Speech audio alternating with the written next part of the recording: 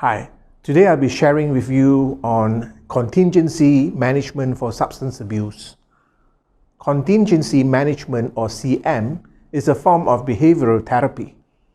It is relatively new in the substance abuse treatment field and even newer in corrections-based settings. A key term in contingency management is reinforcement.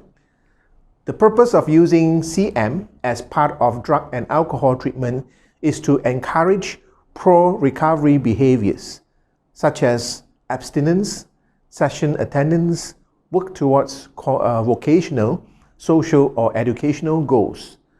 By giving reinforcement when such behaviors are performed, or by withholding reinforcement when such behaviors are abandoned, example like drinking or using drugs, not keeping appointments, and etc. The following are the pressing issues to consider when developing a CM program. First, what are the target client behaviors to be changed or modified? Second, what are the program's expectations about changing these clients' behaviors? Third, how will rewards or incentives be assigned to these behaviors? Fourth, which clients will be targeted to receive incentives? Fifth, what resources are available for providing incentives? 6. How will compliance with the contingencies be monitored? 7. How long will the CM intervention last? 8. How will CM intervention be evaluated? So the first step in conduction of CM is by creating a star chart. So what is a star chart? So this is the type of chart that is similar to incentive charts or encouragement charts used in schools to reward good behaviors or as a parenting strategy to reinforce rules, chores, and responsibilities. In many cases, the stars or other symbols can be exchanged for small prizes or other rewards. For example, a special snack, a cool school supply, a special privilege during a specific time frame, usually either daily or weekly. Providing an immediate reward for good behavior, in this case acknowledgement through a tangible symbol, which is a star, follows basic operant or Skinnerian principles. That is, if you reinforce or reward a specific behavior, that behavior will increase in frequency. Conversely, if you do not reward a particular behavior, that behavior will decrease in frequency. In the case of substance abuse treatment, behaviors to reinforce through rewards might include: number 1, attendance at individual or family counseling sessions. Number 2, attendance at group education or counseling sessions. Number 3, having a clean urine, where urine analysis negative for presence of illegal drugs. Number 4, completing tasks related to treatment supportive goals. Number 5, you must understand that the common feature is that clients who successfully accomplish any of the targeted behaviors will be rewarded with a star or other symbol, which is immediately placed by their names. Example, when they show up for group therapy, when they show they have completed a task, or when their urine test shows negative results. So this can be given a reward, which is a star. So how to introduce clients to a star chart protocol? As discussed earlier, clients participating in the protocol will earn stars that are recorded on an incentive chart displayed or kept on file in the office of their primary counselor or caseworker. Stars are earned for performing treatment-specific behaviors that have been agreed on ahead of time by staff. The types of rewards to be offered are also agreed upon ahead of time. Ideally, clients themselves should be given a chance to give input about the types of rewards they would find appealing. Currently, enrolled clients who choose to participate should be briefed on the protocol by their primary counselor or caseworker. New or entering clients may have the protocol explained to them as part of the intake and induction process. Clients should be informed of the behaviors for which they can earn stars, how and when the stars will be awarded, and how many stars are needed for each of the prizes. They should be informed that all clients will earn prizes at the same rate and that stars and prizes are only available for predetermined behaviors. Clients also should receive an information sheet containing all pertinent information about the protocol and their participation. If required by your program, they may also ask to read and sign a consent form stating that they understand the rules and agree to participate. When introducing clients to the star chart, point out that you will use their client number or initials to chart their progress. However, if they want to choose a nickname or code name to place on the chart, they may also do so.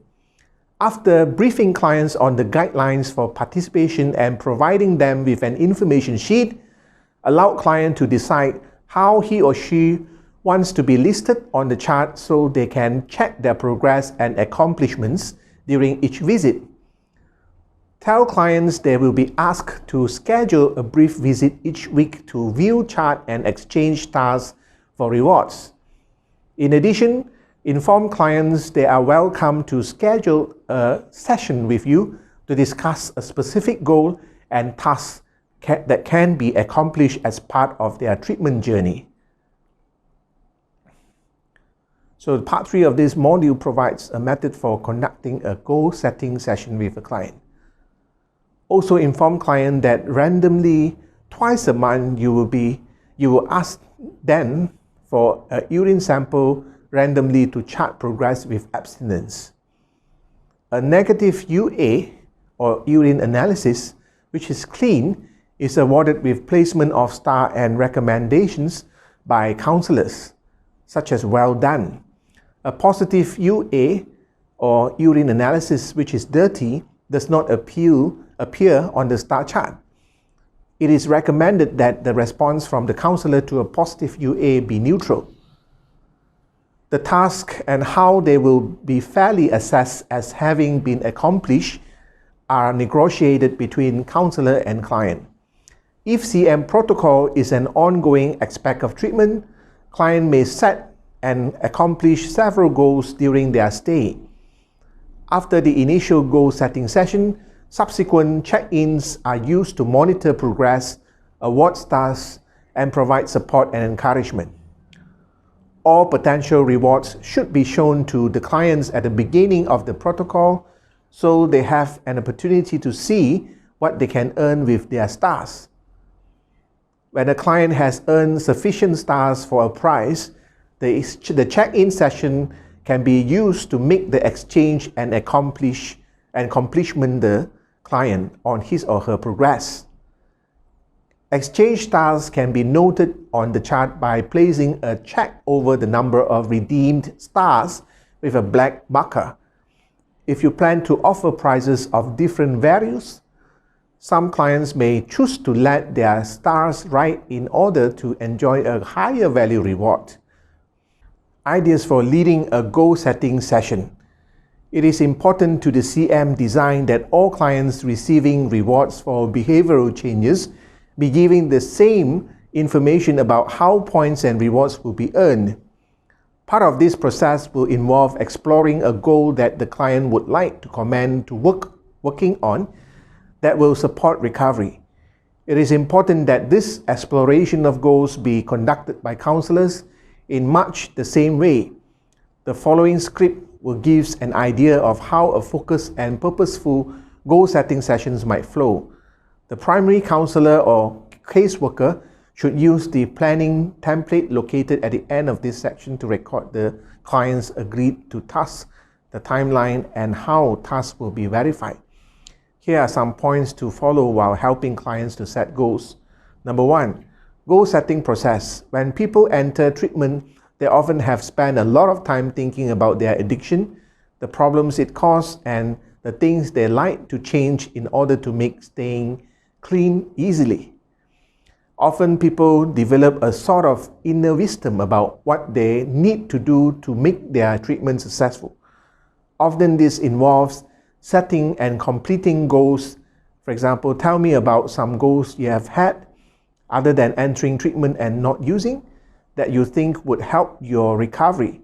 In other words, what are some of the things you have been thinking about lately that you think you would like to accomplish? Second, discuss and probe client responses. For example, you have brought up some very good ideas, and I think one of them could serve as a realistic goal for you to work on over the next few months as part of this incentive program. Which one do you think this is the most important for you to concentrate on now? Number 3, identifying tasks, actions, and steps include: you have identified an important goal and I am impressed by the thought you have given to it. Now we need to think realistically about the actual things you need to do in order to work on this goal. In other words, the actions, tasks, or steps that will support your goal. Number 4, identify target dates. As you can see, your work plan is starting to take shape. The next step is to set some target dates for carrying out the things you have decided you need to do to reach your goal. As you think about this, be truthful about your time and energy. Remember, the race isn't always won by the fastest, but by the ones who pace themselves and keep at it. You have got a few months to make these things happen. Let's give each task a target date. What sounds doable to you? And then number 5, assign values for tasks, such as task per task. Finally, before we finish up today, let's talk about point values for your tasks and how you and I will verify that a task has been completed. For example, you may say, do you think the 10 points should be spread evenly over the task, or are there some you think should be worth a little more? You may assign up to 4 points to any task, but we can't go over 10 points total. Then number 6, discuss and decide. For example, now that we have point values for your work plan, how will we verify that you have completed a task? What are your ideas? What's going to be the fairest and the simplest way to do this?